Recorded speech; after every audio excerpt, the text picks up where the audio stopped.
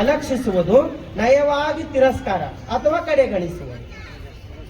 Careless, ನಮ್ಮ ಭಾಷೆದಾಗ ಹೇಳ್ಬೇಕಂದ್ರೆ ಅವ ನಮ್ಗೆ ಏನ್ ಕೇರ್ ಮಾಡಲ್ರಿ. ಅವ ನಾವ್ ಎಷ್ಟು ಭೀ ಮಾಡ್ರಿ ಅವ ಏನ್ ನಮಗ್ ಕೇರ್ ಮಾಡಲ್ಲ. ನಾವು ಸುಮ್ಮನೆ ಹೋಗ್ತೇವೆ ಅವನ ಜೊತೆ. ಅವ ಏನ್ ನಮಗ್ ಕೇರ್ ಮಾಡ್ತಾನಂತ್ರಿ, ಬಿಡ್ಲಾರ್ದಕ್ ನಾವೇ ಹೋಗ್ತೀವಿ. ಅವ ನಮಗ್ ಕೇರ್ ಮಾಡಲ್ಲ. ಬರ್ತದಲ್ಲ ನಮ್ಮ ಬಾಯಿಂದ. ನಾವು ಮಾಡಿರ್ತಕ್ಕಂಥದನ್ನ ನಯವಾಗಿ ತಿರಸ್ಕಾರ ಮಾಡ್ತಕ್ಕಂಥವನು, ಕೇರ್ಲೆಸ್ ಮಾಡ್ತಕ್ಕಂಥವನು, ಕಡೆಗಣಿಸ್ತಕ್ಕಂಥದ್ದಲ್ಲ. ಇದು ಬಹಳ ಡೇಂಜರ್. ನೀವು ನೋಡ್ರಿ, ಯಾರಿಗಾರ ಕಡೆಗಣಿಸಿ ನೋಡ್ರಿ, ಭಾವನೆಗಳು ಬಹಳ ನೋವಾಗ್ತವೆ. ಯಾರಿಗೂ ನೋವಾಗಬಾರ್ದು. ಅದಕ್ಕೆ ಇದು ಮೇಲ್ನೋಟಕ್ಕೆ ಕಂಡು ಬರಲ್ಲ. ಆದರೆ ಯಾರು ಉದಾಸೀನಕ್ಕೊಳಗಾಗ್ತಾರೋ ಅವ್ರು ಬಹಳ ದುಃಖ ಅನುಭವಿಸ್ತಾ ಇರ್ತಾರೆ. ನಾವು ಯಾರಿಗಾರ ಕಡೆಗಣಿಸ್ತೇವೆ ಅಂತಂದ್ರೆ ಅದಕ್ಕಿಂತ ದೊಡ್ಡದು ಮತ್ತೇನಿಲ್ಲ, ಅದಕ್ಕಿಂತ ನೋವು ಮತ್ತೇನಿಲ್ಲ. ಅದಕ್ಕೆ ಯಾವಾಗ್ಲೂ ಕೂಡ ನಾವು ಯಾರಿಗೂ ಉದಾಸೀನ ಭಾವನೆಯಿಂದ ನೋಡಂಗಿಲ್ಲ. ಇವು ಸುಮ್ಮನೆ ಒಂದು ಉದಾಹರಣೆ ಸಹಿತವಾಗಿ ನೋಡೋಣ. ನಮ್ಮ ಮನೆಗೆ ಎಲ್ಲ ದೊಡ್ಡವ್ರು ಮಾತಾಡ್ತಾ ಕುಂತಿರ್ತೇವೆ. ಒಂದು ಸಣ್ಣ ಮಗು ಇರ್ತದೆ, ಅದು ಮಗು ಅಲ್ಲೇ ಕುಂತಿರ್ತದ. ನೀವು ಯಾರು ಅದಕ್ಕೂ ನೋಡ್ಬೇಡ್ರಿ, ನೀವೇ ಮಾತಾಡ್ಕೊಂತ ಇರಿ. ಅದಕ್ಕೆ ಕಾರಣ ಇಲ್ದೇನೆ ಅಳ್ಳಕ್ ಚಾಲೂ ಮಾಡ್ತೀವಿ. ಏನೇನೇನು ಕಾರಣ ಇರೋ, ಯಾರು ಅಂದಿರ ಬಿದ್ದಿರ ಏನೇನು ಮಾಡಿ ಸುಮ್ಮನೆ ಅಳ್ಳಿಕ್ ಚಾಲೂ ಮಾಡ್ತದೆ. ನಾವು ಯಾಕೆ ಅಳ್ಳಿಕ್ ಚಾಲೂ ಮಾಡ್ಯದ ಅಂತ ನಾವು ವಿಚಾರ ಮಾಡಿ ನೋಡ್ಬೇಕು. ಅರ್ಥ ಏನದಂದ್ರೆ, ನಿಮ್ಮದು ನೀವು ಮಾತಾಡತ್ತೀರಿ, ನನಗೆ ಯಾರು ಕೇರ್ ಮಾಡಲ್ಲ ಹೊಂತೀರಿ ಅಂತ ಅರ್ಥದ. ನೀವು ಮಾತಾಡ್ತಾ ಕುಂತೀರಿ, ನನಗೆ ಕೇರ್ ಮಾಡಲ್ರಿ. ಭಾವನಾ ರೂಪವಾಗಿ ಹೊರಗೆ ಹಾಕೋದು. ನೀವೆಲ್ಲರೂ ಒಂದಿದ್ರಿ, ನಾವು ಬೇರೆ ಇದ್ದೀವಿ. ಅದು ಜೋರಾಗಿ ಅಳ್ಳಕ್ ಚಾಲೂ ಮಾಡ್ತಂದ್ರೆ ಮತ್ತೆ ತಾಯಿ ಎತ್ಕೊಂಡು ಕುಂತ್ಕೊಂಡ್ರೆ ನನಗೂ ಕೇರ್ ಮಾಡೋರದ. ಇದು ಸುಮ್ಮನೆ ತಮಾಷೆಗೆ ಹೇಳ್ತಾ ಇಲ್ಲ, ಇದು ನಿಜವಾದ ವಾಸ್ತವಿಕತೆ ಅದ. ಹಿಂಗೆ ಯಾವಾಗ್ಲೂ ಮನುಷ್ಯನಿಗೆ ಲಕ್ಷ್ಯ ಬಹಳ ಬೇಕಾಗುತ್ತೆ. ಅಲ್ಲಿ ಕಾರಣ ಇಲ್ಲದೆ ಅಳ್ಳಿ ಕಾರಣ ಏನದ, ಅಲ್ಲಿ ಏನು ಕಾರಣ ಇಲ್ಲದೇನೆ ಅಳ್ಳತ್ತದಂದ್ರೆ ಏನು, ಅದಕ್ಕೆ ನನಗೆ ತಿರಸ್ಕಾರ ಮಾಡ್ಲತ್ತಾರ ಅಂತಕ್ಕಂಥ ಭಾವನೆ ಬರ್ತದೆ. ಒಂದು ಸಣ್ಣ ಮಗುವಿನಲ್ಲಿ ಯಾವ ಭಾವನೆ ಬರ್ತದೋ ಇದು ಜೀವನ ಪರ್ಯಂತರ ನಡೆಸ್ಕೊಂಡು ಹೋಗ್ತದೆ. ಅದೇ ಭಾವನೆ ಜೀವನ ಪರ್ಯಂತರ ಎಲ್ಲಾ ಕಡೆ ಈ ಭಾವನೆ ಎದ್ದು ಬರ್ತದ. ನಾವು ಬಹಳ ಸರಿ ಅಂತಿರ್ತೇವೆ, ಏನ್ರಿ ಬಹಳ ಬೇಕಾದಷ್ಟು ದುಡ್ಡದ, ಸಂಪತ್ತದ, ಎಲ್ಲ ಅದ, ಏನ್ ಕಮ್ಮಿನ ಅಂದ್ರೆ ಏನಿದ್ರಿ ಅದಕ್ಕೆ ಬಂತ್ರಿ. ಯಾರು ಮಾತಾಡ್ತಾರ ನಮಗೆ, ಯಾರು ಪಟ್ಟಂತ ಬಂದು ಬಿಡ್ತದೆ. ಅದಕ್ಕಾಗಿ ವಿಶ್ವದಲ್ಲಿರ್ತಕ್ಕಂಥ ಪ್ರತಿಯೊಂದು ಜೀವಿಯೂ ಕೂಡ ಇದೇ ಒಳಗಾಗ್ಯದ. ಅದಕ್ಕೆ ಎಲ್ಲವೂ ಕೂಡ ಪ್ರೇಮವನ್ನ ಬಯಸ್ತದ, ಉದಾಸೀನತೆ ಯಾವುದು ಬಯಸಲ್ಲ. ಅದಕ್ಕೆ ಮನೆಗೆ ಏನೆಲ್ಲ ಸುಖ ಇದೆ, ಮನೆಗೆ ಏನೆಲ್ಲ ಇಡ್, ಮನೆ ಇಲ್ಲ, ಆಸ್ತಿ ಇಲ್ಲ, ಬಂಗಾರ ಇಲ್ಲ, ಏನೆಲ್ಲ ಇಲ್ಲ, ಮನೆಗಿದ್ದಿಂದ ಹಿರುಗಳು ಏನಂತಾರೆ, ಅವ್ರಿಗೆ ಒಂದೇ ಒಂದು ಬೇಕಾಗಿರ್ತದೆ. ಏನ್ ಬೇಕಾಗಿರ್ತದೆ? ಎರಡು ಪ್ರೀತಿಯ ಮಾತು. ಬೀದರ್ನಾಗ ಒಂದು ಅಗರ್ಭ ಶ್ರೀಮಂತ ಮನೆತನ ಇತ್ತು, ಬೇಕಾದಷ್ಟು ದುಡ್ಡಿತ್ತು. ಸೊಸೆ ಡಾಕ್ಟರು, ಮಗ ಡಾಕ್ಟರ್, ದೊಡ್ಡ ಮನೆ ಕಟ್ಟಿರು, ಮ್ಯಾಲೊಂದು ಮಹಡಿ ಮಾಡಿರು, ಮಹಡಿ ಒಳಗೆ AC ಎಲ್ಲ ಫಿಟ್ ಮಾಡಿರು. ತಾಯಿಗೆ ಏನು ಕಮ್ಮಿ ಇರ್ಲಾರ್ದಂಗ ಒಳಗಿಟ್ಟಿರು. ಒಂದು ಸರಿ ಸುಮ್ನೆ ಅವ್ರ ಮನೆಗೆ ಹೋದಾಗ ಅಜ್ಜಿಗೆ ಮಾತಾಡೋಣ ಅಂತ ಮ್ಯಾಲ ಹೋದ. ಅಜ್ಜಿ ಹೆಂಗಿದ್ದಿ ಅಂದ್ರೆ, ಏನ್ ಹೇಳರಪ್ಪ, ಎಲ್ಲರಿಗೂ ಒಯ್ಲತ್ತಂದ ದೇವ್ರು ನನಗೆ ಒಯ್ಯಲ್ ಹೊಂಟ. ನಾನು ಯಾಕೆ ಏನಾಗ್ಯದ ಅಂದ್ರೆ, ಎಲ್ಲದೆಲ್ಲ ಏನಿಲ್ಲ. ಯಾಕೆ ತೊಂದರೆ ಆಗ್ಯದ ಅಂದ್ರೆ, ಏನಿದ್ರಿ ಅದಕ್ಕೆ ಬಂತು. ಒಂದು ದಿನಕ್ಕೆ ಅಟ್ಲೀಸ್ಟ್ ಒಮ್ಮರ ಮಗ ಬಂದ್ ಯಾವ ಹೆಂಗಿದ್ದಿ ಅಂತ ಕೇಳಲ್ಲ, ಸೊಸೆ ಬಂದು ಹೆಂಗಿದ್ದಿ ಅತ್ತಿ ಅಂತ ಕೇಳಲ್ಲ, ಯಾರು ಮಾತಾಡಲ್ಲ. ಬೇಕಾದ ಬಂಗಾರ ಹಾಕ್ಯಾರ, ಬೆಳ್ಳಿ ಹಾಕ್ಯಾರ, ಎಲ್ಲ ಕೊಟ್ಟಾರ. ಆದ್ರೆ ಏನಿದ್ದು ಮಾತಾಡೋರಿಲ್ಲ. ಸಾಮೀಪ್ಯ ಬಯಸ್ತದ ಮನಸ್ಸು. ಅದಕ್ಕೆ ಅನಾರೋಗ್ಯ ಇರ್ತಕ್ಕಂಥ ವ್ಯಕ್ತಿಗೆ ಟ್ರೀಟ್ಮೆಂಟ್ ಬಹಳ ಅವಶ್ಯಕತೆ ಇಲ್ಲ. ಟ್ರೀಟ್ಮೆಂಟ್ ಒಂದ್ ಸ್ವಲ್ಪ ಹೆಚ್ಚ ಕಡಿಮೆ ಮಾಡ್ರಿ, ಆದ್ರೆ ಜೊತೆಗಿದ್ದ ಆತ್ಮೀಯತೆಯಿಂದ ಮಾಡೋದಲ್ಲ, ಅದು ಬಹಳ ದೊಡ್ಡ. ಆತ್ಮೀಯತೆ ಇತ್ತಂದ್ರ ಮನುಷ್ಯ ಅನಾರೋಗ್ಯದಿಂದನೂ ಹೊರಗೆ ಬರ್ತಾನ. ನೀವು ಆತ್ಮೀಯತೆ ಮಾಡ್ಲಾರ್ದೇನೆ ಕರ್ತವ್ಯ ಅಂತ ಮಾಡಿದ್ರಂದ್ರ ಕೋಟಿ ಹಾಕಲು ಕೂಡ ಮನುಷ್ಯ ಖಿನ್ನತೆಯಿಂದ ಹೊರಗೆ ಬರೋದಿಲ್ಲ. ಅದಕ್ಕಾಗಿ ಯಾವಾಗ್ಲೂ ಕೂಡ ಇನ್ನೊಬ್ಬರನ್ನ ಕಡೆಗಣಿಸೋದಲ್ಲ, ಅದು ಬಹಳ ದೊಡ್ಡ ತಪ್ಪು. ಇವ್ರಂತಾರ ಏನ್ ಕಮ್ಮಿ ಮಾಡಿದ್ದೇವೆ, ಎಲ್ಲಾನೇ ಮಾಡಿದೇವಲ್ಲ ಅಂತ ಇವ್ರಂತಾರ. ಅವ್ರಂತಾರ ನಾವ್ ಇದ್ರೆಷ್ಟು ಹೋದ್ರೆಷ್ಟು ಲಾಭನೇ ಇಲ್ಲ ಅನ್ನಂಗದಲ್ಲ, ಇದ್ದರು ಏನದ ಅಂತ ಅವ್ರು ಅನ್ಕೊಳ್ತಾರ. ಅದಕ್ಕೆ ಯಾವಾಗ್ಲೂ ಕೂಡ ಯಾರ ಭಾವನೆಗಳಿಗೂ ನಾವು ತಿರಸ್ಕಾರ ಮಾಡಂಗಿಲ್ಲ. ಅದಕ್ಕೆ ಬಸವಣ್ಣರು ಹೇಳ್ತಾರೆ, ಒಂದು ಸಂಸಾರದಲ್ಲಿಯೇ ನಾವು ಇನ್ನೊಬ್ಬರ ಭಾವನೆ ತಿರಸ್ಕಾರ ಮಾಡ್ಲಿಲ್ಲ ಅಂತಂದ್ರೆ ಇನ್ನು ಶರಣರಿಗೆ ಹೆಂಗ್ ನೋಡ್ಕೋಬೇಕು? ಹುಟ್ಟು ತೊಟ್ಟು ಪೂಜ್ಯವಾಗಿ ಬಂದ ಜಂಗಮ ವಿಶೇಷವೆಂದು, ಕಂತೆ ಬೊಂತೆಯ ಜಂಗಮ ಬಂದಡೆ ಹೀನನೆಂದು ಕಂಡೇನಾದಡೆ ಪಂಚಮಹಾಪಾತಕ. ಬಹಳ ದೊಡ್ಡವರಾಗಿ ಶ್ರೀಮಂತರಾಗಿ ಬಂದವರಿಗೆ ಬಹಳ ದೊಡ್ಡವರು, ಜೊತೆಗಿರ್ತಕ್ಕಂಥ ಸಣ್ಣವ ಅಂತ ತಿಳ್ಕೊಂಡ್ರೆ ಪಂಚ ಮಹಾಪಾತಕವಾಗ್ತದಂತಂದ್ರೆ ದೋಷ ಆಗ್ತದೆ. ಯಾವ್ಯಾವು? ಪರಸತಿ, ಪರಧನ, ಪರಹಿಂಸೆ, ಪರನಿಂದೆ, ಪರದ್ವಾರ. ಇವು 5 ಪಾಡ್ರೆ ಎಷ್ಟು ಪಾಪ ಬರ್ತದೋ, ಇನ್ನೊಬ್ಬರ ಭಾವನೆಗಳು ತಿರಸ್ಕಾರ ಮಾಡ್ರೆ ಅಷ್ಟೇ ಪಾಪ ಬರ್ತದೆ. ಇನ್ನೊಬ್ರಿಗೆ ಉದಾಸೀನ ಭಾವನೆಯಿಂದ ನೋಡ್ದೇವು ಅಂತಂದ್ರೆ ಅದೇ ಭಾವ ಬರ್ತದಂತ. ಅದಕ್ಕಾಗಿ ಯಾರನ್ನು ನಾವು ಉದಾಸೀನ ಭಾವನೆಯಿಂದ ನೋಡಂಗಿಲ್ಲ, ಯಾರಿಗೂ ಉದಾಸೀನ ತಿರಸ್ಕಾರ ಭಾವನೆಯಿಂದ ನೋಡಂಗಿಲ್ಲ. ಪ್ರತಿಯೊಬ್ಬರ ಭಾವನೆ ಸ್ಪಂದಿಸ್ಬೇಕು. ಒಂದ್ ಮನೆಗೆ ಹೋಗಿದ್ವಿ, ಅಜ್ಜಿ ಕುಂತಳು, ಹೆಂಗಿದ್ದ ಅಜ್ಜಿ ಅಂತ ಕೇಳ್ದ. ಅಜ್ಜಿ ಅಂದಳು, ಏನ್ ಹೇಳ್ಯಾರಪ್ಪ, ಮನೆ ಸಾಕಾಗಿ ಹೋಗ್ಯದ ನೋಡಿ. ನಂದ ಯಾಕ ಏನ್ ಮಾಡ್ಲಿ, ಮನಿ ಮಂದಿ ಎಲ್ಲ ಕೆಲಸ ಮಾಡ್ಕೊಳ್ತಾರ, ನನಗ್ ಒಂದು ಮಾತಾಡೋಣ.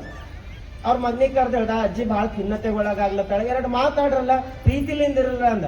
ಆಮೇಲೆ ಆಯ್ತಪ್ಪರೆ ಅಂತ ಮಗ ಬಹಳ ಸ್ಪಂದಿಸ್ತೇನು. ಮತ್ತೊಂದ್ ವರ್ಷ ನಂತರ ಹೋದ, ಅಜ್ಜಿ ಹೆಂಗಿದ್ದಿ ಅಂತ ಕೇಳ್ದ. ಅವಾಗ ಅಜ್ಜಿ ಅಂದಳು, ಏನ್ ಹೇಳಪ್ಪ, ಅವಾಗ ಯಾರು ಮಾತಾಡ್ತಿರ್ಲಿ, ಈಗ ಎಲ್ಲರೂ ನನಗೆ ಕೇಳತ್ತಾರ, ಎಲ್ಲ ನನಗೆ ಕೇಳತ್ತಾರ. ಏನು ಜವಾಬ್ದಾರಿ ಬೇಡ ಅಂತ ಆರಾಮ್ ಕುಂತೀನಿ, ಈಗಾರ ಸುಮ್ಮನೆ ಕೊಡ್ತಾರೆ, ಎಲ್ಲ ಬಂದು ನನಗೆ ಕೇಳದ. ಸಾಕಾಗೋಗ್ಯದ. ಕೇಳಿಲ್ಲ ಅಂದ್ರೂ ದುಃಖ, ಕೇಳೋರು ಸ್ವಭಾವದ ಮನುಷ್ಯ. ಇದು ಸುಮ್ಮನೆ ತಮಾಷೆಗಾಗಿ ಹೇಳ್ತಾ ಇಲ್ಲ, ನಾವು ವಿಚಾರ ಮಾಡಿ ನೋಡ್ದೇವ್ ಅಂದ್ರು ಇದು ಬಹಳ ಸರಿ ಆಗ್ತಿರ್ತದೆ. ಊರಾಗ ಹಳ್ಳಿ ಮಗ ಇರ್ತಾನ, ಬಹಳ ಕಷ್ಟಪಟ್ಟು ಒಕ್ಕಲ್ತನ ಮಾಡ್ಕೊಂಡು ಇದ್ದಿದ್ರಾಗೆ ಜೀವನ ಮಾಡ್ಕೊಂಡು ಬಹಳ ಕಷ್ಟದ ಜೀವನ ಮಾಡ್ತಾ ಇರ್ತಾನ. ವಯಸ್ಸಾಗಿರೋ ತಾಯಿ ಇರ್ತಾಳ, ಬಹಳ ಪ್ರೀತಿಯಿಂದ ಮನೆಗೆ ಇಟ್ಕೊಂಡಿರ್ತಾನ. ಆ ಅಜ್ಜಿ ಮನೆಗೆ ಇರ್ತಾಳ. ಇನ್ನೊಬ್ಬ ಮಗ ಸಿಟ್ಟಾಗ ಹೋಗಿ ಸೆಟ್ಲ್ ಆಗಿರ್ತಾನ, ನೌಕರಿ ಮಾಡಿರ್ತಾನ, ಬೇಕಾದಷ್ಟು ಸಂಬಳ ಇರ್ತಾನ. ಅವ ಎಂದೋ ಒಂದು ಸಾರಿ ವರ್ಷಿಗೊಮ್ಮೆ ಬಂದು ಅವ್ವಗ್ ಬಗ್ಗೆ ಅವ್ವಗ್ ಇಲ್ದೆಲ್ಲ ಪ್ರೀತಿ ಒಂದೇ ದಿನ ತೋರಿಸಿ ಎಲ್ಲಾರ 1,000 ರೂಪಾಯಿ ಕೈದಾಗಿಟ್ಟು ಹೋದನಂದ್ರೆ, ಯಾರ ಮನೆಗ್ ಬಂದ್ರಂದ್ರೆ ಹೆಂಗಾರ ನಿನ್ನ ಮಕ್ಕಳು ಅಂತ ಅಜ್ಜಿ ಕೇಳಿದ್ರೆ ಅಜ್ಜಿ ಏನ್ ಹೇಳ್ತಾಳ, ಯಾರು ಬಲ್ಲಿ ಇರ್ತಾಳಲ್ಲ ಅವ್ರು ಹೆಂಗಾರ ಅಂತ ಕೇಳೋರ ಹರ ಮಾಡ್ಲತ್ತ, ಅವನ ಮಾತು ಬೇರೆ ಅಂತ.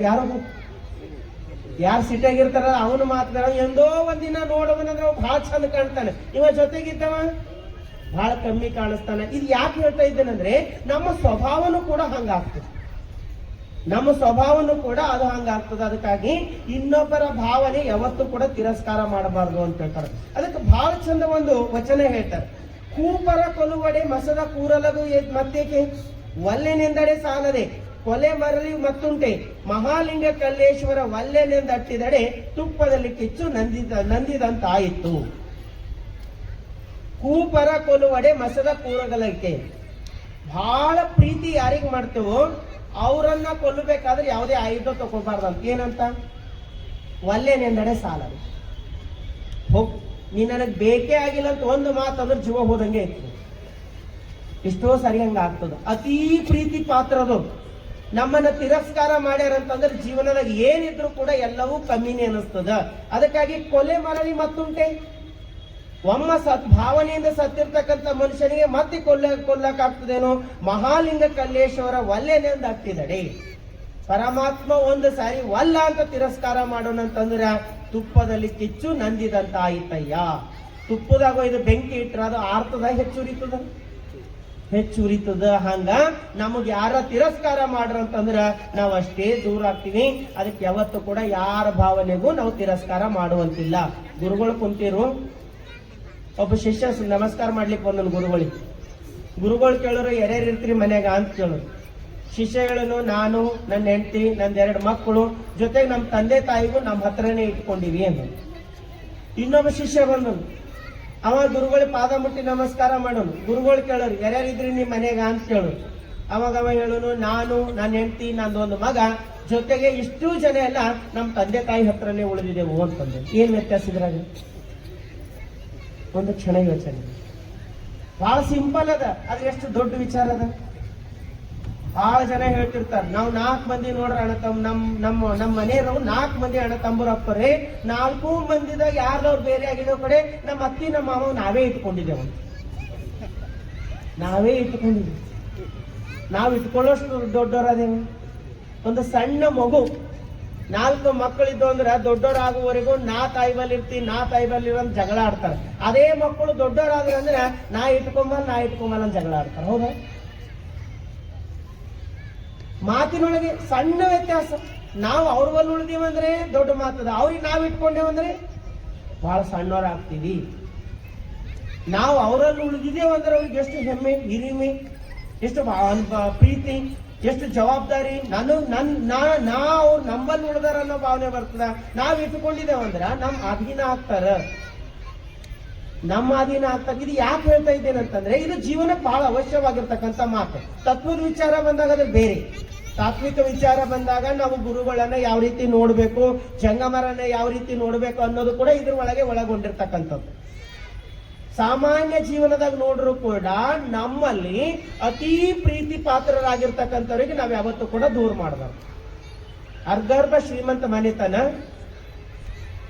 ಅಜ್ಜಿಗೆ ವಯಸ್ಸಾಗಿತ್ತು, ಮಗನ್ ಮದುವೆ ಆಗಿತ್ತು, ಒಂದ್ ಮಗು ಹುಟ್ಟಿತ್ತು.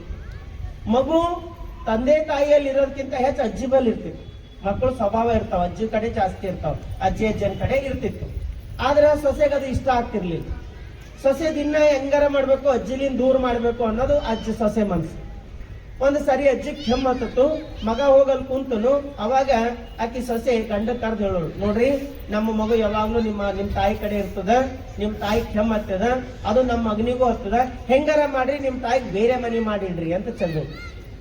ಹೆಂಗಾರ ಮಾಡಿ ಬೇರೆ ಮನೆ ಮಾಡಿಡ್ರಿ ಅಂದ್ರೆ ಮಗನಿಗೆ ಚಿಂತೆ ಐತಿ. ನಾವು ಶ್ರೀಮಂತರು, ನಮ್ದೇ ಸ್ವಂತ ಮನೆ ಇಟ್ಕೊಂಡು ತಾಯಿಗೆ ಒಯ್ದು ಬೇರೆ ಮನೆಗೆ ಹೆಂಗ್ ಇಡ್ಲಿಕ್ಕೆ ಬರ್ತದ, ಏನ್ ಮಾಡೋಣ ಅಂತ ವಿಚಾರ ಮಾಡಿ ಮಗ ಏನ್ ಮಾಡೋನು, ಮನೆಯಿಂದ ಒಂದು ರೂಮ್ ಇತ್ತು, ಕಾರ್ ಶೆಡ್ಡಿನಂತ ರೂಮ್ ಇತ್ತು. ತಾಯಿಗಳು, ನಮ್ಮ ನೀನು ಬಾಳ್ ಕೆಮ್ಮದ, ಮಗ ನಿನ್ ಕಡೆ ಅಡ್ಡಾಡ್ತಾನ, ನೀ ಅಲ್ಲೇ ಇರು, ಒಂದ್ ಸ್ವಲ್ಪ ದಿನ ಇಲ್ಲಿ ಬರೋದ್ ಬೇಡ ಅಂತ ಹೇಳಿ ತಾಯಿಗೆ ಬೇರೆ ಮನೆಗೆ ಹೊರಗ್ ಶೆಡ್ಡಿನಾಗ ಶಿಫ್ಟ್ ಮಾಡೋನು. ಆಗ್ಲಿ ಅಂತ ತಾಯಿ ಅಲ್ಲಿ ಹೋಗಿ ಉಳಿದಳು. ಅವಾಗ ಆಳ್ ಮನುಷ್ಯ ಕರೆದು ಸೊಸೆ ಹೇಳು, ನಾಳೆಯಿಂದ ನಮ್ಮ ಅತ್ತಿಗೆ ಊಟ ಕಳಿಸ್ಬೇಕಾದ್ರೆ ಪ್ಲಾಸ್ಟಿಕ್ ತಾಟಿನ ಕೊಡ್ಬೇಕು, ಆ ತಾಟುಗಳೆಲ್ಲ ಒಯ್ದು ತಿಪ್ಪಾಗ ಹಾಕ್ಬೇಕು, ದಿನ ಹೊಸ ತಾಟೆ ತಗೋಬೇಕಂತ ಹೇಳೋಳು. ಆಗ್ಲಿ ಅಂತ ದಿನ ಊಟ ಒಯ್ದನು. ಒಂದ್ 15-20 ದಿನ ಆಗಿತ್ತು. ಒಂದು ದಿನ ಯಾವುದೋ ಕಾರಣಕ್ಕೆ ಸೊಸೆ ಮನೆಯಿಂದ ಹೋದಳು. ಎಲ್ಲ ಪ್ಲಾಸ್ಟಿಕ್ ತಾಟುಗಳು ಒಂದ್ ಕಡೆ ಇಟ್ಟಿಂದಿದ್ದು, ಒಂದೇ ಕಡೆ ಜಮಾಯಿಸಿ ಇಟ್ಟಿಂದಿದ್ದು. ಅವಾಗ ಸೊಸೆಗೆ ಬಾಳ ಸಿಟ್ಟು ಬರ್ತದ. ಆಳ್ ಮಗನಿಗೆ ಕರೆದು ಹೇಳ್ತಾಳೆ, ಅಲ್ಲ ಈ ತಾಟುಗಳೆಲ್ಲ ತಿಪ್ಪಿ ಒಳಗೆ ಹಾಕಂದಿದಲ್ಲ, ಯಾಕೆ ಒಂದ್ ಕಡೆ ಇಟ್ಟಿದಿ ಅಂದ್ರೆ, ಇವ್ ನಾ ಇಟ್ಟಿಲ್ರಿ ಅಮ್ಮ, ನಿಮ್ ಮಗ ಒಂದ್ ಕಡೆ ಇಡು ಅಂತ ಹೇಳೇನ ಇಟ್ಟಿನಿ ಅಂತ ಹೇಳ್ತಾರೆ. ಈಗ ಆಶ್ಚರ್ಯ ಆಯ್ತು. ಸಣ್ಣ ಮಗ ಇವ್ಯಾಕೆ ಪ್ಲಾಸ್ಟಿಕ್ ತಾಟ್ ಇಡು ಅಂದನ, ಅವನಿಗೆ ಕರೆದು ಕೇಳೋ, ಮಗ ಈ ತಾಟ್ ಯಾಕೆ ಇಡು ಅಂದಿದಿ, ಇವೇನ್ ಕೆಲಸಕ್ಕೆ ಬರ್ತಾವ, ಒಳಗ್ ಬೇಕಾದಂತ ಸ್ಟೀಲ್ ತಾಟುಗಳವ, ಬೆಳ್ಳಿ ತಾಟವ, ಇದು ಯಾಕೆ ಬೇಕು ಅಂದ್ರೆ, ಸಣ್ಣ ಮಗ ಅಂತೂ, ಅಮ್ಮ ಈ ತಾಟ್ ಯಾಕೆ ಇಟ್ಟಿನಂದ್ರ, ಈಗ ಅಜ್ಜಿಗೆ ವಯಸ್ಸಾಗ್ಯದ ಇದ್ರ ಕೊಡ್ತಾ ಇದೀವಿ, ನಾಳೆ ನಿನಗ್ ವಯಸ್ಸಾಯ್ತಂದ್ರ, ನಾಳೆ ನಿನಗ್ ವಯಸ್ಸಾಯ್ತಂದ್ರೆ ಹೊಸ ತಾಟೆಯಲ್ಲಿ ತರಿಸ್ಬೇಕು, ಇವೇ ತೊಳೆದಿಟ್ರೆ ನಿನಗ್ ಉಪಯೋಗ ಆಗ್ತಾವ ಅಂತ ಇಟ್ಸೀನಿ ಅಂತ ಒಂದು ಮಾತು ಕೇಳಿದ್ರ ಸೊಸೆಗೆ ಸಿಡಲ್ ಬಡ್ದಂಗಾಯ್ತು. ಮುಂದಿನ ಕರಾಳ ದಿನ ನೆನಪಾಯ್ತು, ನನ್ನ ಮಗ ಯಾವ್ದು ನಾನು ಮಾಡೋದನ್ನ ನೋಡ್ಲತ್ತಾನ, ಮುಂದೊಂದು ದಿನ ನನ್ನ ಪರಿಸ್ಥಿತಿ ಹಿಂಗೆ ಅದ ಅಂತ ಗೊತ್ತಾಯ್ತು. ಸೀದಾ ಅತ್ತಿ ಕಾಲ್ ಹಿಡ್ಕೊಂಡು, ಅತ್ತಿ ನೀವು AC ರೂಮ್ನಾಗ ಇರಟ್ ನಡ್ರಿ ಅಂತ, ನೀವು AC ರೂಮ್ನಾಗ ಇರಟ್ ನಡ್ರಿ, ಇಲ್ಲಿ ಹೊರಗಿರೋದಿಲ್ಲ, ನೀವು ಭಾಳ ಚಂದ ಇರಟ್ ನಡ್ರಿ. ಯಾಕಂದ್ರೆ ಮುಂದೆ ನಂದು ಹೌದಲ್ಲ, ಒಮ್ಮರ ಅನಿಸದ ನಮ್ಮ ಮಗ ನಮ್ಗೆ ಹಿಂಗ್ ಮಾಡ್ಬೋದಂತ ನಮಗ ಅನಿಸಲ್ಲ. ನಾವೆಲ್ಲ ಮಾಡ್ಬೋದು, ಆದ್ರೆ ನಮ್ಮ ಮಕ್ಕಳು ಹಿಂಗ್ ಮಾಡ್ತಾರ ನಮಗ ಅನಿಸಲ್ಲ.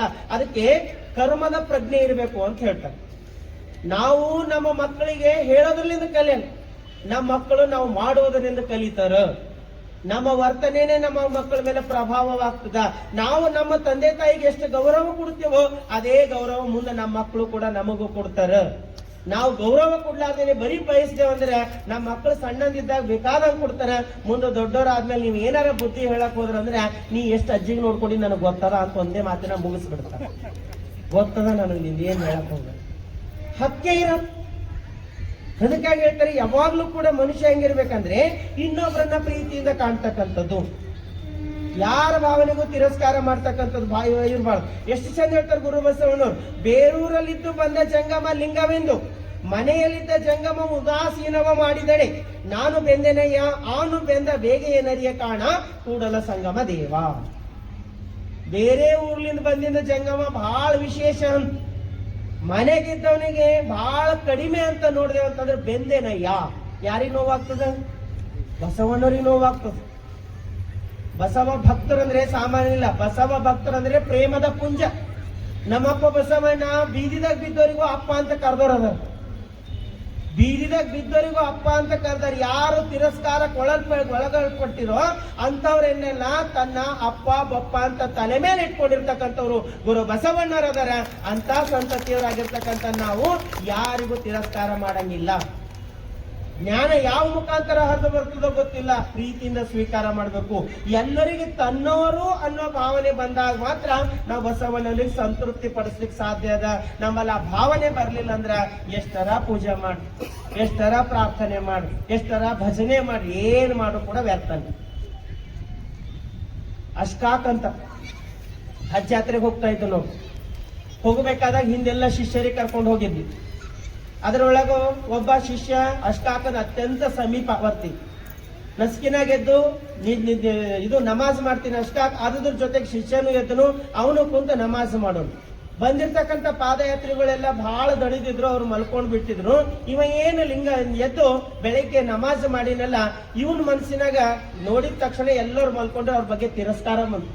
ಏನು ದರಿದ್ರಗಳು ಯಾತ್ರೆಗೆ ಬರ್ತಾವ, ಅಷ್ಟು ಮಲ್ಕೊಂಡ್ ಬಿಡ್ತಾವ, ಇಷ್ಟು ತಿಳಿಯಲೇನು, ಎದ್ದು ನಮಾಜ್ ಮಾಡ್ಬೇಕಂತ ಗೊತ್ತಾಗಲ್ಲ ಏನಂತ ಸಿಟ್ಟಿನಿಂದ ಬೈತಾ ಗುರುಗಳ ಹತ್ರ ಬಂದು. ಅಷ್ಟಾ ಗುರುಗಳು ಕೇಳೋರು ಏನಾಗ್ಯದ ಅಂದ್ರು. ಅಲ್ಲ ಗುರುಗಳೇ, ನಿಮ್ ಜೊತೆ ಬಂದು ನಮಾಜ್ ಮಾಡೋದ್ ಬಿಟ್ಟು ಇಷ್ಟೂ ಜನ ಮಲ್ಕೊಂಡಾರಲ್ಲ, ಇವ್ರಿಗೆ ಎಂದು ಬುದ್ಧಿ ಬರ್ತದ ಅಂತಂದ್ರೆ ಅವಾಗ ಗುರುಗಳಂದ್ರಂತ ತಪ್ಪು ಮಾಡಿದೀನಿ ನೀನು ಅಂದ್ರ. ತಪ್ಪು ಮಾಡಿದ್ವಿ, ನೀನು ಹೇಳಬಾರ್ದಿತ್ತು, ನೀನು ಮಲಗಬೇಕಾಗಿತ್ತು. ಅವನ್ನ ಯಾಕಾದ್ರು ನೀನು ಎದ್ದು ಮಾಡೀನಿ ಅನ್ನೋ ಭಾವನೆ ಇಟ್ಕೊಂಡು ಅವ್ರಿಗೆ ಬೈದಲ್ಲ, ಬೈದಾಗೆ ನಿನ್ ಫಲ ಹೋಗ್ಬಿಡ್ತು ಅಂತ ಹೇಳಿದ್ರು. ನೀ ಇನ್ನೊಬ್ರಿಗೆ ಬೈದಾಗೆ ನಿನ್ ಫಲ ಹೋಗ್ಬಿಡ್ತು. ನಿನ್ ಕರ್ತವ್ಯ ನೀ ಮಾಡು ಮುಗಿಸಿಲ್ಲ. ಇನ್ನೊಬ್ಬರನ್ನ ದ್ವೇಷಿಸುವ, ಇನ್ನೊಬ್ಬರನ್ನ ತಿರಸ್ಕಾರ ನೋಡುವ ಭಾವ ನಿನ್ ಬಲ್ ಬರಬಾರ್ದು. ಎಲ್ಲರನ್ನ ಪ್ರೀತಿಸ್ತಕ್ಕಂಥ ಭಾವ ಬಂದಾಗ ಮಾತ್ರ ನೀನು ಒಳ್ಳೆಯವನಾಗ್ತಿ. ಇಲ್ಲ ಅಂತಂದ್ರೆ ನೀನು ಎಷ್ಟೇ ಪ್ರಾರ್ಥನೆ ಮಾಡಿದ್ರೇನ್, ಪೂಜಾ ಮಾಡಿದ್ರೇನ್, ಧ್ಯಾನ ಮಾಡಿದ್ರೇನು, ಇನ್ನೊಬ್ಬರನ್ನ ತಿರಸ್ಕಾರ ಭಾವನೆಯಿಂದ ನೋಡುದಂತಂದ್ರ ನೀನ್ ಯಾವತ್ತೂ ಕೂಡ ಒಳ್ಳೆ ಭಕ್ತನಾಗಲ್ಲ ಅಂತ ಹೇಳೋದು. ಯಾಕೆ ಹೇಳ್ತಾ ಇದ್ದೀನಿ, ನಮ್ಮ ಜೀವನದಾಗ ಹಂಗೆ ಅನಿಸ್ತದೆ. ಸ್ವಲ್ಪ ಏನಾರ ಮಾಡಿದೆವು, ಸ್ವಲ್ಪ ಇಟ್ಟು ಏನಾರ ಪೂಜಾ ಮಾಡಿದೆವು, ಇಷ್ಟು ಪ್ರಾರ್ಥನೆ ಮಾಡಿದೆವು, ಇಷ್ಟು ಭಜನೆ ಮಾಡಿದೆವು, ಏನಾರ ಮಾಡಿದೆವು ಅಂದ್ರೆ ಉಳಿದವರೆಲ್ಲ ನಮ್ಮ ಕಣ್ಣಿಗೆ ಮನುಷ್ಯರೇ ಕಾಣೋದು. ಇವೇನು ಮನುಷ್ಯರು ಅನ್ನಿಸ್ತದೆ. ಇವ್ರು ಏನ್ ಮಾಡ್ತಾ, ಇವನೇನ್ ಮಾಡ, ನಾವೆಷ್ಟು ಮಾಡ್ತೇವೆ, ಇಂಥ ಅಹಂಕಾರಿ ಆಗ್ತಾನೆ ಮನುಷ್ಯ ಅಂದ್ರೆ ಬಹಳ ದೊಡ್ಡ ಅಹಂಕಾರಿ ಆಗ್ತಾನೆ. ಬಸವಣ್ಣರಿಗೇನು ಸಾಮಾನ್ಯ ಜ್ಞಾನ ಇತ್ತೇನು? ಅವ್ರು ಎಲ್ಲ ಮಾಡಿನೂ ಕೂಡ ಏನೂ ಮಾಡ್ಲಾರ್ದಂಗ ಬದುಕಿರಲ್ಲ. ಅಂತ ಭಾವ ನಮಗ್ ಬರ್ಬೇಕಾಗ್ತದೆ. ಅಂತ ಭಾವ ನಮಗ್ ಬಂದಾಗ ಮಾತ್ರ ನಾವು ಬಸವಣ್ಣನವರ ಪುತ್ರರಾಗಲು ಸಾಧ್ಯ. ಇಲ್ಲ ಅಂದ್ರೆ ನಾವು ಬಸವ ಪುತ್ರರಾಗ್ಲಿಕ್ಕೆ ಸಾಧ್ಯ ಇಲ್ಲ. ಅದಕ್ಕಾಗಿ ತಿರಸ್ಕಾರ ಭಾವನೆ ಎಲ್ಲಿ ತನ ಇರ್ತದೋ ಅಲ್ಲಿ ತನ ಯಾವ ಪೂಜೆಗೂ ಕೂಡ ಫಲವಿಲ್ಲ, ಯಾವ ಪೂಜೆಗೂ ಕೂಡ ಫಲವಿಲ್ಲ. ಅದಕ್ಕೆ ಬಹಳ ಚಂದ ಹೇಳ್ತಾನೆ ಒಬ್ಬ ಮಹಾತ್ಮ, ನೀವು ನಿಮಗೆ ಮಾನಸಿಕ ವೇದನೆ ಎಂದಿಗೂ ಆಗಬಾರದು ಎಂದು ಬಯಸುವಿರಾದರೆ, ನಿಮ್ಮ ಮಾನಸಿಕ ವೇದನೆ ನಿಮ್ಗೆ ಎಂದೂ ಆಗಬಾರ್ದು ಅನಿಸ್ತಂದ್ರ ನಿಮ್ಮ ಮನದಲ್ಲಿ 2 ವಸ್ತುಗಳನ್ನು ಇಡುವುದು ಅವಶ್ಯ. ಪ್ರತಿಯೊಬ್ಬರ ಮನಸ್ಸಿನಾಗ 2 ವಸ್ತು ಇಡಬೇಕಂತ. ಏನೇನು ಇಡಬೇಕು? ಒಂದು ಸ್ಮಶಾನ ಭೂಮಿ, ಇನ್ನೊಂದು ಮಂದಿರ. ನಮ್ಮ ಮನಸ್ಸಿನಾಗ 2 ಜಾಗ ಮಾಡ್ಕೋಬೇಕಂತ, ಒಂದು ಸ್ಮಶಾನ, ಇನ್ನೊಂದು ಮಂದಿರ. ಎಲ್ಲಿ ಹೊರ ಕಟ್ಟೋದಿಲ್ಲ, ಎಲ್ಲಿ ಕಟ್ಟಬೇಕು? ಒಳ ಕಟ್ಕೋಬೇಕು. ಮನಸ್ಸಿನಲ್ಲಿ ಸ್ಮಶಾನ ಭೂಮಿ ಮಾಡಿ ಇಡಿ. ಯಾವಾಗಲಾದರೂ ಬೇರೆ ಯಾವುದೇ ವ್ಯಕ್ತಿಯಲ್ಲಿ ಏನಾದರೂ ದೋಷ ಕೆಡುಕು ಕಂಡು ಬಂದಲ್ಲಿ ಆ ಸ್ಮಶಾನದಲ್ಲಿ ಹೂಳಬಹುದು. ಎಲ್ಲಿ? ಅವರಿಗೆ ಹೋಗಿ ಹೂಳಿದ್ದೇನು. ಇನ್ನೊಬ್ಬರ ಬಗ್ಗೆ ತಿರಸ್ಕಾರ ಭಾವ ಏನಾರ ಬಂತಂದ್ರ ಪಟ್ಟ ಅಂತ ವೈದ್ಯಲ್ಲಿ ಏನ್ ಮಾಡ್ಬೇಕು? ಸ್ಮಶಾನ ಭೂಮಿಯಲ್ಲಿ ಹೂಳು ಬಿಡ್ಬೇಕು ಆ ಭಾವನೆ. ಹಾಗೂ ಜೊತೆಯಲ್ಲಿ ಮನಸ್ಸಿನಲ್ಲೊಂದು ಮಂದಿರ ಇಡುವುದು ಅವಶ್ಯವಾಗಿದೆ. ಯಾರಿಲ್ಲಾದರೂ ಯಾವುದಾದರೂ ಒಳ್ಳೆಯ ಗುಣ ಅಥವಾ ಚೆನ್ನಾಗಿರುವುದು ಕಂಡು ಬಂದರೆ ಅದನ್ನು ಅಲ್ಲಿಂದ ತೆಗೆದುಕೊಂಡು ನಿಮ್ಮ ಮನಸ್ಸಿನ ಮಂದಿರದಲ್ಲಿ ಅದರ ಪ್ರಾಣ ಪ್ರತಿಷ್ಠಾಪನೆ ಮಾಡಬಹುದು. ಯಾರೆಲ್ಲರ ಏನಾರ ಒಳ್ಳೆ ಗುಣ ಕಾಣ್ತಂತಂದ್ರೆ ಅದು ಪಟ್ ಅಂತ ಏನ್ ಮಾಡ್ಬೇಕು? ನಮ್ಮ ಮನಸ್ಸಿನಾಗ ತಗೊಂಡು ಅಲ್ಲಿ ಪ್ರತಿಷ್ಠಾಪನೆ ಮಾಡಿಕೊಂಡು ಅದರ ಬಗ್ಗೆ ಹೆಮ್ಮೆ ಪಡಬೇಕು ಅಂತ ಹೇಳ್ತಾರೆ. ಅರ್ಥ ಏನು? ಇನ್ನೊಬ್ಬರ ಬಗ್ಗೆ ತಿರಸ್ಕಾರ ಬೇಡ, ಇನ್ನೊಬ್ಬರು ಒಳ್ಳೆ ಗುಣದ ಬಗ್ಗೆ ಅಭಿಮಾನ ಇರ್ಲಿ, ಅಹಂಕಾರ ಬೇಡ. ಅವ್ರ ಬಗ್ಗೆ ಅಭಿಮಾನ ಇರ್ಲಿ. ಎಷ್ಟು ಚಂದ ಅದಲ್ಲ, ನೋಡೋದ್ರಲ್ಲೇ ಇರ್ತದೆ. ಅದಕ್ಕಾಗಿ ಹೇಳ್ತಾರೆ ಯಾವಾಗ್ಲೂ ಕೂಡ ನಮ್ಮಲ್ಲಿ ಇನ್ನೊಬ್ಬರ ಗುಣ ಒಳ್ಳೆಯದನ್ನೇ ನೋಡ್ಬೇಕು. ಬಹಳ ಚಂದ ಹೇಳ್ತಾರೆ ಹಾವಿನಾಳ ಕಲ್ಲಯ್ಯನವರು, ತನ್ನ ಗುಣ ಹೊಗಳಲು ಬೇಡ, ಇದರ ಗುಣ ಹಳಿಯಲು ಬೇಡ. ತನ್ನ ಗುಣ ಹೊಗಳಬಾರ್ದು, ಇನ್ನೊಬ್ಬರ ಗುಣ ಹಳಿಬಾರ್ದು. ತನ್ನ ಗುಣ ಹೊಗಳಲು ಬೇಡ, ಇದರ ಗುಣ ಹಳಿಯಲು ಬೇಡ. ಕೆಮ್ಮನೊಮ್ಮೆ ನುಡಿಯಬೇಡ, ನುಡಿದು ನುಂಪಿತನಾಗಬೇಡ. ಇದರ ಮುನಿಯಬೇಡ, ತಾ ಮುನಿಯಬೇಡ. ತಾನು ಬದುಕುವಯಸ್ಸು ದಿನ ಸಮತೆ ಸಮಾಧಾನ ತುಂಬಿ ತುಳುಕಬೇಕು. ಮಹಾಲಿಂಗ ಕಲ್ಲೇಶ್ವರ ದೇವರ ನಿಚ್ಚಳ ನಿಜವನರಿವಡೆ ಬಚ್ಚ ಬರಿಯ ಸಹಜ ಸಮಾಧಾನ ಅಳವಟ್ಟಿರಬೇಕು. ಏನಿರ್ಬೇಕಂತ? ಬಚ್ಚ ಬರಿಯ ಸಮಾಧಾನ ಅಳವಟ್ಟಿರಬೇಕು. ಸಮಾಧಾನ ಇರ್ಬೇಕು. ಹೆಂಗಿರ್ಬೇಕು? ಯಾರ ಇದ್ದಾಗ ಸಮಾಧಾನ ಇರ್ಬಾರ್ದು. ನಾ ಕೇಳ್ತಿರ್ತೀನಿ, ಸಮಾಧಾನದಿಂದ ಇರ್ಬೇಕಂದ್ರೆ ಹೇಳ್ತಿರ್ತಾರೆ. ನಾವು ಬಹಳ ಸಮಾಧಾನದಿಂದ ಇರ್ತೀವ್ರಿ, ಆದ್ರೆ ನಮ್ಮ ಅತ್ತಿ ಮಾರಿ ನೋಡ್ರೆ ನಮಗೆ ಇರ್ತದೆ ನೋಡುತ್ತೇವೆ. ಒಬ್ಬರು ಇದ್ದೇವಂದ್ರೆ ಬಹಳ ಸಮಾಧಾನ, ನಾವ್ ಯಾರಿಗೆ ಏನಲ್ಲ ಬಹಳ ಆರಾಮಿದ್ದು. ಇಂಥವ್ರು ಮಾರಿ ನೋಡ್ದೇವಂದ್ರೆ ನಮ್ಮ ತಲೆಗೆ ಇರ್ತದೆ ನೋಡಿ. ಅದು ತಲೆಗೇರದೆ ಇಳಿಸ್ಕೊಳ್ಳೋದೇ ಸಾಧನೆ. ಯಾರಿಗೆ ನೋಡ್ರೆ ನಮಗ ತಲಿಗೇರ್ತದಲ್ಲ, ತಲಿಗೇರಬಾರ್ದು, ಪ್ರೇಮ್ ಬರ್ಬೇಕು ಅವ್ರ ಬಗ್ಗೆ. ಅವ್ರಿಗೆ ನೋಡ್ರೆ ಪ್ರೀತಿ ಹುಟ್ಟಬೇಕು. ಹುಡುಗಿ ಹುಡುಗಗ್ ನೋಡೋಣಂತ, ನೋಡೋನು ಇಷ್ಟಪಟ್ಟನು, ಬಹಳ ಪ್ರೀತಿ ಕಂಡು ನೋಡಿದ ತಕ್ಷಣ ಇಬ್ರು ಮನಸ್ಸು ಕಲಿತು, ಮನೆಗೆ ಹೇಳೋರು, ಮನೆಯವರು ಒಪ್ಪರು, ಮದುವೆ ಆಯ್ತು. ಮದುವೆ ಆಗಿದ್ದ ದಿನ ಹುಡುಗಿ ಕೇಳೋಳಂತ, ಅಲ್ಲ ನೀವು ನೋಡಿದ ತಕ್ಷಣ ನನಗೆ ನೋಡಿ ಇಷ್ಟಪಟ್ರಿ, ಏನ್ ನೋಡಿ ಇಷ್ಟಪಟ್ರಿ ನನಗ ಅಂತ ಕೇಳೋಣ. ಏನ್ ನೋಡಿ ಇಷ್ಟಪಟ್ರಿ, ನಾನು ನಿಮ್ಗೆ ಹೆಂಗ್ ಚಂದ ಕಾಣೀನಿ ಅಂದ್ರೆ, ಅವಾಗ ಹುಡುಗ ಅಂದನಂತ, ಏನಿಲ್ಲ, ನೀ ಫ್ರೆಂಡ್ಸ್ ಜೊತೆ ಹೋಗ್ತಾ ಇದ್ದಿ, ಉದ್ದುದ್ದು ಜಡೆ ಹಾಕೊಂಡು ಹೋಗ್ತಾ ಇದ್ದಿ, ಇಷ್ಟು ಜಡೆ ಉದ್ದಕ್ಕಿತ್ತಂದ್ರೆ ನಿನ್ ಕೂದಲು ನೋಡ್ರೆ ನನಗೆ ಬಹಳ ಚಂದ ಅನ್ಸಿತ್ತು, ನೋಡಿದ ತಕ್ಷಣ ನಿನ್ ಮೇಲೆ ಪ್ರೀತಿ ಆಯ್ತು, ನಾನು ನಿನಗೆ ಮದುವೆ ಆಗಿನಂದ್ರೆ ನಿನ್ ಕೂದಲು ನೋಡಿ ಮದುವೆ ಆಗಿನಿ ಅಂದ. ಸುಮ್ಮನೆ ಕುಂತಳಂತ, ಒಂದು ಮಾತಾಡ್ಲಿಲ್ಲ ಅಂತ ಹುಡುಗಿ. ಏನಲ್ಲ, ಸುಮ್ಮನೆ ಕುಂತಳಂತ, ಅಭಿಮಾನ ಆಗ್ಲಿಲ್ಲಕ್ಕೆ ಸುಮ್ಮನೆ ಕುಂತು.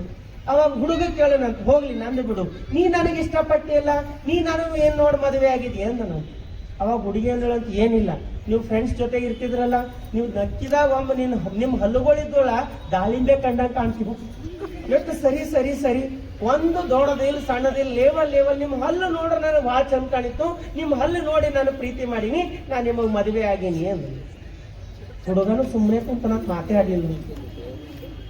ಅವಾಗ ಹುಡುಗ ಮೆಲ್ಲಗ ಅಂದನಂತ, ನೋಡು ಮದುವೆರ ಆಗ್ಯಾದ, ತಪ್ಪು ತಿಳ್ಕೊಬೇಡ, ನೀ ಏನ್ ನನಗೆ ನೋಡಿ ಮದುವೆ ಆಗಿದಲ್ಲ, ಇವೇನ್ ನನ್ನ ಹಲ್ಲು ನೋಡಿ ಇಷ್ಟಪಟ್ಟಿದಲ್ಲ, ಸಣ್ಣಂದಿದ್ದಾಗ ಕ್ರಿಕೆಟ್ ಆಡ್ಲಿಕ್ಕೆ ಹೋಗಿದ್ದ, ಜೋರಾಗಿ ಬಾಯಿಗೆ ಬಂದು ಇದು ಬಾಲ್ ಬಡ್ದಿತ್ತು, ಹಲ್ಲೆಲ್ಲ ಉದುರ್ ಬಿದ್ದಿವು, ಈಗ ಏನ್ ನಾನು ಯಾವ ಹಲ್ಲು ನೋಡಿ ಇಷ್ಟಪಟ್ಟಿದ್ ನೋಡೋ, ಒರಿಜಿನಲ್ ಹಲ್ಲಿಲ್ಲ, ಅವೆಲ್ಲ ಹಚ್ಚಿಸ್ಕೊಂಡಿದ್ದ ಹಲ್ಲದ, ರೆಡಿಮೇಡ್ ಹಲ್ಲವ, ಯಾವ ನೋಡಿ ಇಷ್ಟಪಟ್ಟಿದ್ ಈಗ ತಗೋ ಅಂತ ಕೈದಾಗೆ ಕೊಟ್ಟು ನನ್ ತೆಗೆದು.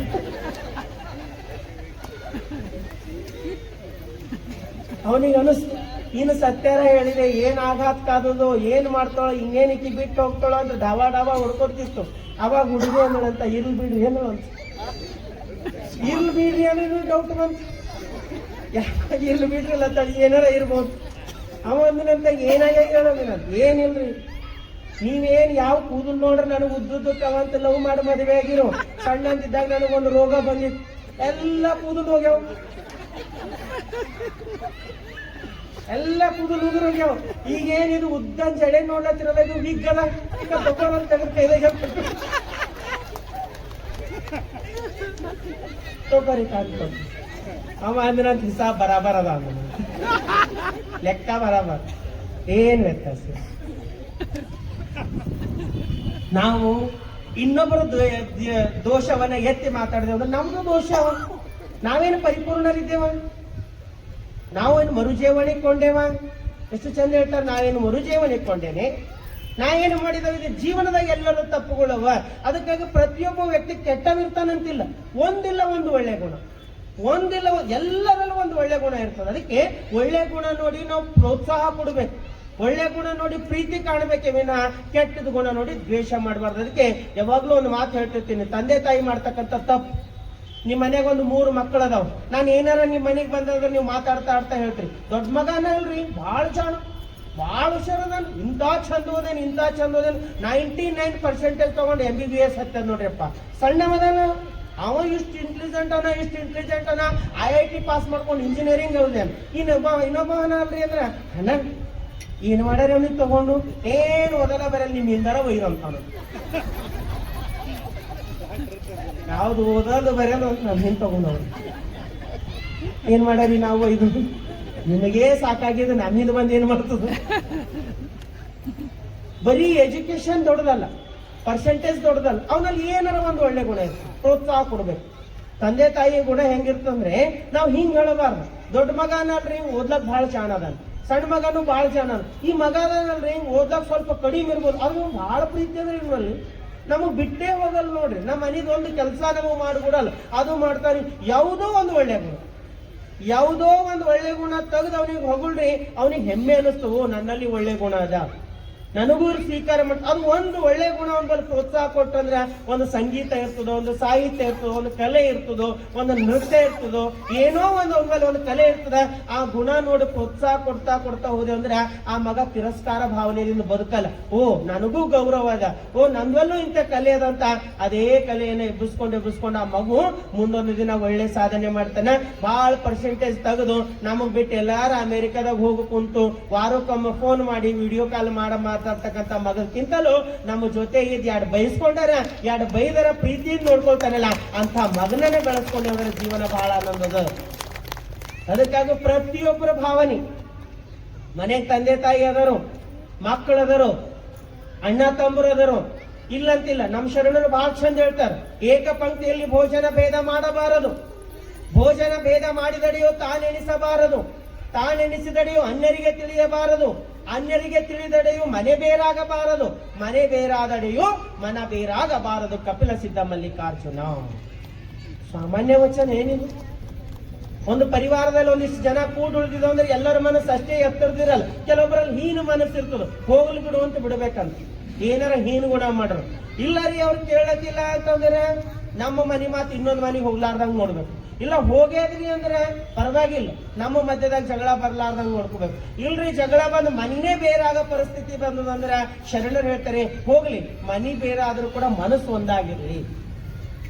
ಮನಸ್ಸು ಒಂದು ವ್ಯವಸ್ಥೆಗೆ ನಾವು ಮನಿ ಬೇರೆ ಮಾಡ್ಕೊಳ್ಬಹುದು, ಆದ್ರೆ ಮನಸ್ಸು ಒಂದಾಗಿತ್ತಂತಂದ್ರೆ ನಮ್ ಶಕ್ತಿ ಬಹಳ ದೊಡ್ಡದಾಗ್ತದೆ. ಅದಕ್ಕೆ ಹರಭಕ್ತರನ ಉದಾಸೀನದಿಂದ ನುಡಿಯ ದೇಹ ಭಾಷೆ ಅಂತ ಶರಣರು ಹೇಳ್ತಾರಂದ್ರೆ ನಾವು ಯಾರಿಗೂ ಉದಾಸೀನ ಭಾವನೆಯಿಂದ ನೋಡಬಾರ್ದು, ಎಲ್ಲರಂದ ಪ್ರೀತಿಯ ಭಾವನೆಯಿಂದ ನೋಡ್ಬೇಕು. ಒಂದು ಏಡಿ ಹೋಗ್ತಾ ಇತ್ತು, ಏಡಿ ನೋಡಿರ ಯಾರ? ಏಡಿ ನೋಡಿರಲ್ಲ? ಹೋಗ್ತಾ ಇತ್ತು, ನಡ್ಕೊಂಡು ಹೋಗ್ತಾ ಇತ್ತು. ದೇವ್ರಿಗೆ ಅನಿಸ್ತು ಎಲ್ಲ ಪ್ರಾಣಿಗಳಿಗೆ ವಿಶೇಷ ಕೊಟ್ಟಿನಿ, ಪಾಪ ಇದಕ್ಕೆ ವಂಕೊಂಡ್ ನಡ್ಕೊಂಡು ಹೋಗೋ ಜೀವನ ಕೊಡ್ತೀನಿ. ನೀರಲ್ಲಿ ನಡೆದ್ರು ವಂಕೊಂಕೆ ನಡಿಬೇಕು, ನೆಲದ ಮೇಲೆ ನಡೆದ್ರು ವಂಕೊಂಕೆ ನಡಿಬೇಕು, ಇದಕ್ಕೆ ಏನಾರ ವರ ಕೊಡರಿ ಅಂತ ದೇವ್ರು ಏಡಿ ಹತ್ರ ಬಂದು ನನ್ ಏಡಿಗೆ ನೋಡಿ ಹೇಳು, ನನ್ ಏಡಿ ನೀನು ನೋಡಿ ನನಗೆ ಬಹಳ ಕನಿಕರ ಆಗ್ಲತ್ತದ, ಪಾಪ ವಂಕೊಂಡ್ ನಡ್ಕೊಂಡು ಹೋಗ್ತಾ ಇದ್ದಿ, ಕೇಳಿ ನಿನಗೆ ಏನಾರ ವರ ಕೊಡ್ತೀನಿ ಅಂದ್ರೆ ಅವಾಗ ಏಡಿ ಎರಡೂ ಕೈ ಮುಗಿದು ಹೇಳ್ತಂತ, ದೇವ್ರೆ ಎಂಥ ಪುಣ್ಯ ಅದ ನಂದು, ಎಂಥ ಕಲೆ ಕೊಟ್ಟಿದಿ, ನನ್ನಂಗ್ ಮನುಷ್ಯರಿಗೆ ನಡಿಲಕ್ ಬರಲ್ಲ. ನಾ ಏನು ಅಂಗಂಗ್ ನಡೀತೀನಿ, ನಂಗೆ ಮನುಷ್ಯರಿಗೂ ನಡಿಲಿಕ್ಕೆ ಬರಲ್ಲ, ಪ್ರಾಕ್ಟೀಸ್ ಮಾಡಿದ್ರು ನಡಿಲಿಕ್ಕೆ ಬರಲ್ಲ, ನಾನು ನಡಿಗೆಯಿಂದ ನಾ ವಿಶೇಷ ಇದ್ದೀನಿ, ಈ ವರ ಕೊಟ್ಟಿದಲ್ಲ ಇದೇ ಬಹಳ ದೊಡ್ಡದ ಅಂತ ಕೈ ಮುಗಿದು ದೇವ್ರಿಗೆ ವಾಪಸ್ ಕಳಿಸ್ತಂತ ಹೇಳಿ. ಏನಿದ್ರ ಅರ್ಥ? ಏನು ಕೊಟ್ಟನೋ ಅದ್ರ ತೃಪ್ತಿ ಪಡೋದು. ಯಾರ ಮನೆಗೆ ಹೋಗಿದೇವೋ ಅವ್ರಿಗೆ ಪ್ರೀತಿಯಿಂದಿರೋದು. ಯಾರ್ದೋ ಒಬ್ಬರ ಮನೆಗೆ ಹೋದ್ರು ಒಬ್ಬರು ಬಹಳ ಚಂದರ ಅಂದ್ರೆ ಏನು ಉಪಯೋಗ? ನಮ್ಮ ಮನೆ ಏನದ, ನಮ್ಮ ಮನೆಯವ್ರು ಏನದರ, ನಮ್ಮ ಮಕ್ಕಳು ಏನದರ, ನಮ್ಮ ಪರಿವಾರ ಏನದ, ನಮ್ಮದು ನಮಗೆ ಗೌರವ ಇರ್ತದೆ ವಿನಃ ಹೊರಗಿನವ್ರು ಎಷ್ಟೇ ಪ್ರೀತಿ ಮಾಡ್ರು ನಮಗ ಗೌರವ ಬರಲ್ಲ. ಅದಕ್ಕಾಗಿ ನಮ್ಮ ಗೌರವ ಉಳಿಸ್ಕೊಳ್ಬೇಕಾಯ್ತಂದ್ರ ಪ್ರತಿಯೊಬ್ಬರ ಭಾವನೆಗಳಿಗೆ ನಾವು ಮನ್ನಣೆಯನ್ನ ಕೊಡಬೇಕು. ಯಾವುದೇ ಒಂದು ಕಾರ್ಯ ಮಾಡೋದು ಸುಮ್ಮನೆ ಮನೆಗೆ ಇದ್ದವರಿಗೆಲ್ಲ ಹಿಂಗ್ ಮಾಡಾರಲ್ಲತ್ತಿದ್ದೇವೆ, ಹೆಂಗ್ ಮಾಡಾರಿ ಮಾಡದರ ಮಾಡ್ಬೇಕೆ, ಅದ್ರ ಒಂದು ಮಾತಂದು ನೋಡಿ. ಮನೇರಿ ಏನಂತಾರೆ, ಮಾಡ್ರಿ ನಿಮ್ಗೆಲ್ಲ ತಿಳಿತದ, ಭಾಳ ಶಾಣೆ ಇದ್ರಿ, ನಿಮಗ್ ನಾವೇನ್ ಹೇಳೋದದ, ನೀವು ಭಾಳ ಚಂದ ಮಾಡ್ತೀರಿ ಅಂತಾರೆ. ನಿಮಗೇನ್ ತಿಳಿತದ, ಎಲ್ಲ ನಾನೇ ಮಾಡ್ತೀನಿ ಅಂದ್ರೆ ಕಾರ್ಬಾರಿ ಇವ್ರದೇದ ಅಂತ ಸುಮ್ಮನೆ ಮಾಡ್ತೀನಿ. ಸಣ್ಣ ಸಣ್ಣ ಮಾತಿನಾಗೆ ಮನೆಗೆ ಎಷ್ಟೋ ಪ್ರೇಮ ತುಂಬಿರ್ತದೆ. ಅದಕ್ಕಾಗಂತ ಪ್ರೇಮ ತುಂಬಿಡ್ಬೇಕಂದ್ರ ನಾವು ಸದಾ ಕಾಲ ಎಲ್ಲರ ಭಾವನೆಗಳಿಗೆ ಪುರಸ್ಕಾರ ಮಾಡಬೇಕು. ಇಲ್ಲಾಂದ್ರೆ ಬಹಳ ಚಂದ ಕೊನೆಯದಾಗಿ ಬಸವಣ್ಣರು ಹೇಳ್ತಾರ, ಕೆಂಡದಲ್ಲಿಟ್ಟದೆ ಮೈಬೆಂದುದೆಂಬುರು, ಕೊಂಡಿಟ್ಟವನ ಕೈ ಮುನ್ನವೇ ಬೆಂದುದು, ನೊಂದೆ ನಾನು ನೊಂದೆನಯ್ಯ, ಬೆಂದೆ ನಾನು ಬೆಂದೆನಯ್ಯ, ಕೂಡಲ ಸಂಗನ ಶರಣರ ಕಂಡು ಕಾಣದಂತಿದ್ದಡೆ ನಾನಂದೇ ಬೆಂದೆನಯ್ಯ. ಇನ್ನೊಬ್ಬರು ಮೈ ಸುಡಬೇಕಂತ ಕೈದಾಗ ಬೆಂಕಿ ಹಿಡ್ಕೊಂಡೆ ಅಂದ್ರೆ ಅವ್ರ ಮೈ ಸುಡೋದಕ್ಕಿಂತ ಮೊದಲು ಏನಾಗ್ತದ, ನಮ್ ಕೈ ಸುಡ್ತದ. ಕೆಂಡದಲ್ಲಿಟ್ಟಡೆ ಮೈ ಬಂದದೆಂಬರು, ನಾವು ಬೆಂಕಿ ತಗೊಂಡು ಅವ್ರಿಗೆ ಹೊಡೆದೇವ್ ಅವ್ರ ಮೈ ಸುಟ್ಟದ ಅನ್ನೋದಕ್ಕಿಂತ ಮೊದಲು ಏನ್ ಸುಟ್ಟದ, ನಮ್ ಕೈ ಸುಟ್ಟದ. ಕೊಂಡಿಟ್ಟವನ ಕೈ ಮುನ್ನವೇ ಬೆಂದುದು, ಯಾರು ಹಿಡ್ಕೊಂಡಾರ ಅವನ ಕೈ ಮೊದಲೇ ಬೆಂದೆನಯ್ಯ ನಾನು. ಬಸವಣ್ಣರಿಗೆ ಅತೀವ ನೋವಾಗದು ಯಾವಾಗ ಅಂತಂದ್ರೆ ನಾವು ಯಾರಿಗಾರ ತಿರಸ್ಕಾರ ಮಾಡಿದಾಗ. ಕೂಡಲ ಸಂಗನ ಶರಣರ ಕಂಡು ಕಾಣದಂತಿದ್ದಡೆ, ಶರಣರನ್ನ ನೋಡಿ ನೋಡ್ಲಾರ್ದಂಗಿದ್ದವಂದ್ರ ನಾನಂದೇ ಬೆಂದೆನಯ್ಯ. ಅವತ್ತೇ ನನಗೂ ದುಃಖ ಆಗ್ತದಂತ ಬಸವಣ್ಣರು ಹೇಳ್ತಾರೆ. ಅದಕ್ಕೆ ಯಾರ ಭಾವನೆಗಳಿಗೂ ನಾವು ತಿರಸ್ಕಾರ ಮಾಡ್ಲಾರ್ದಂಗ ಎಲ್ಲರ ಭಾವನೆಗಳಿಗೆ ಮನ್ನಣೆಯನ್ನ ಕೊಟ್ಟು ಪ್ರೀತಿಯಿಂದ ನಾವು ಒಳ್ಳೆ ಪರಿವಾರ, ಒಳ್ಳೆ ಊರು, ಒಳ್ಳೆ ದೇಶ ನಿರ್ಮಾಣ ಮಾಡ್ಬೇಕಾದ್ರೆ ಮೊದಲು ವ್ಯಕ್ತಿ ಬದಲಾವಣೆ ಆಗ್ಬೇಕಾಯ್ತದ. ವ್ಯಕ್ತಿಯಲ್ಲಿ ತಿರಸ್ಕಾರ ಭಾವನೆ ಹೋಯ್ತಂದ್ರ ವ್ಯಕ್ತಿನೇ ಸರ್ವಶ್ರೇಷ್ಠನಾಗ್ತಕ್ಕಂಥ ಗುಣವನ್ನ ಇಲ್ಲಿ ಗುರು ಬಸವಣ್ಣರು ತಿಳಿಸ್ತಾರೆ. ಅದರ ಜೊತೆಗೆ ಇನ್ನೊಂದು ಅತ್ಯಂತ ವಿಶೇಷವಾಗಿರ್ತಕ್ಕಂಥ ಗುಣ ಗುರು ಬಸವಣ್ಣರು ಹೇಳ್ತಾರ. ಅದು ಯಾವ ಗುಣ, ನಮ್ಮ ಜೀವನಕ್ಕೆ ಯಾವ ರೀತಿ ಉಪಯೋಗ ಅದ ಅನ್ನೋ ಚಿಂತನೆ ನಾಳೆ ದಿನ ನಾವು ನೀವೆಲ್ಲ ಮಾಡೋಣ ಅಂತ ಹೇಳ್ತಾ ಇವತ್ತಿನ ಪ್ರವಚನಕ್ಕೆ ಮಂಗಲವನ್ನು ಮಾಡ್ತೀನಿ. ಸರ್ವರಿಗೂ ಶರಣ ಶರಣ.